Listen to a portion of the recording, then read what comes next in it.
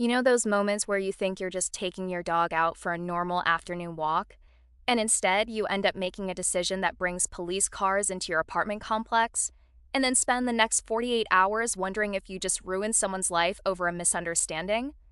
Yeah, that's exactly what happened here.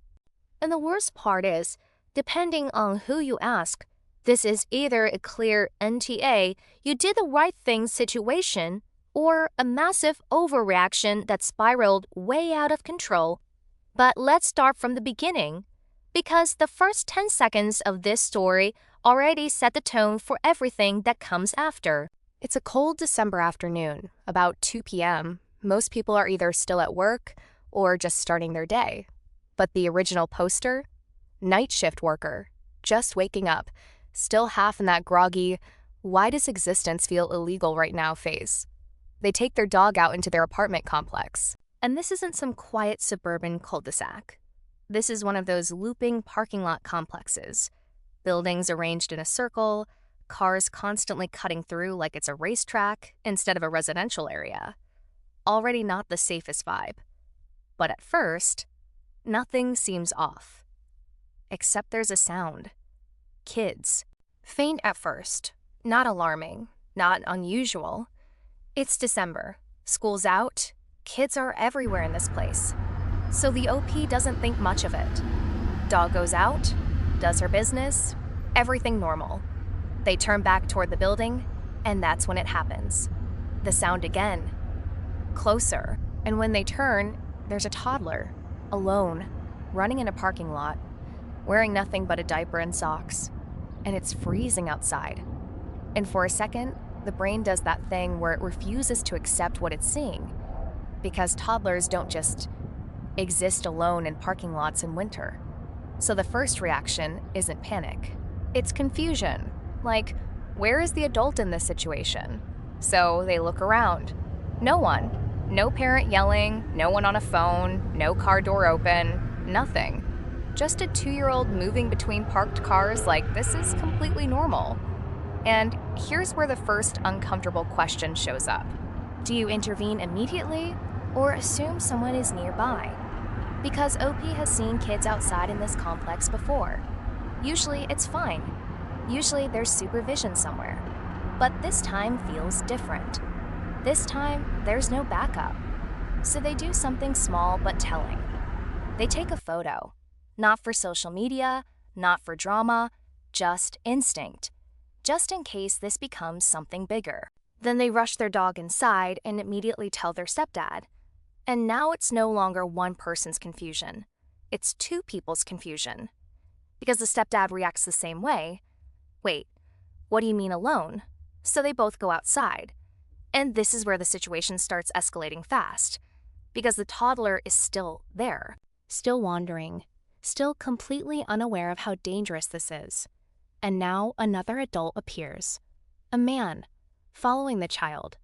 Not aggressively, not grabbing him, just staying close, watching.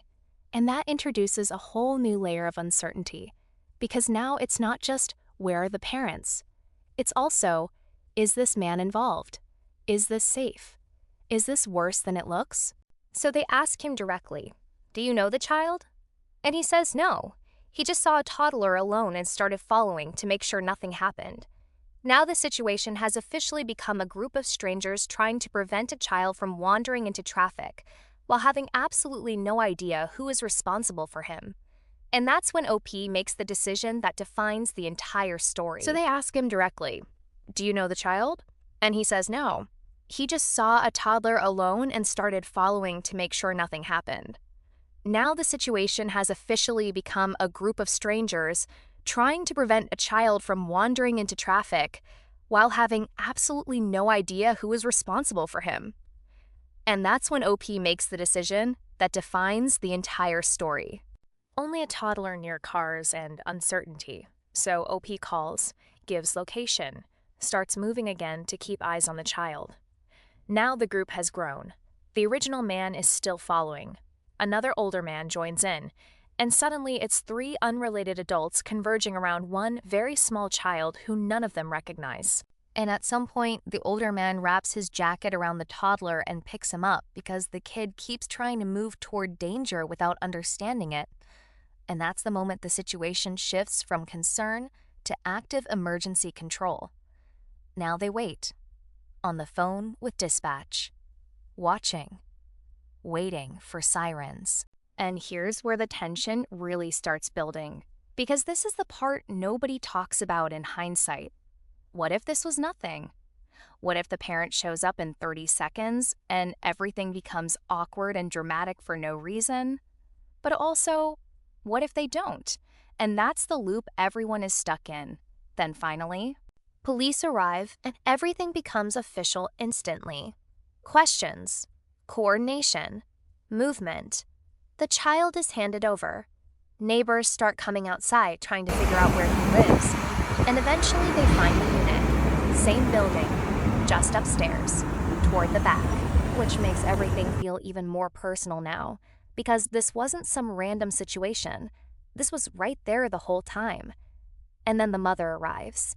And here's where things get emotionally complicated, because she doesn't react with anger at first. She says she had just stepped away, just around the corner, just a moment.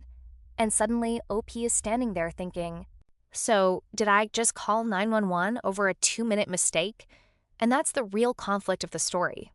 Not the child's safety, but the intent behind the situation. Because OP didn't know it was a just around the corner moment. They saw a toddler alone in a parking lot near moving cars. And multiple adults independently agreed it looked serious enough to intervene. But hindsight has a way of making everything feel heavier than it felt in the moment. And then more context comes out later. The toddler had siblings at home, older kids. One of them likely a preteen. They were supposed to be watching him, but they didn't realize he had slipped out. So this wasn't abandonment, but it also wasn't fully supervised. It was a breakdown in awareness that turned into a very real safety risk.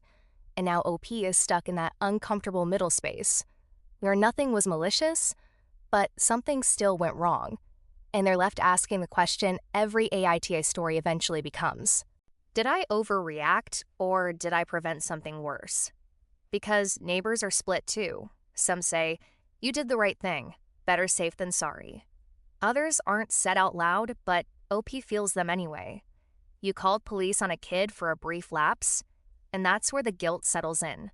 Not because the situation ended badly, but because it didn't.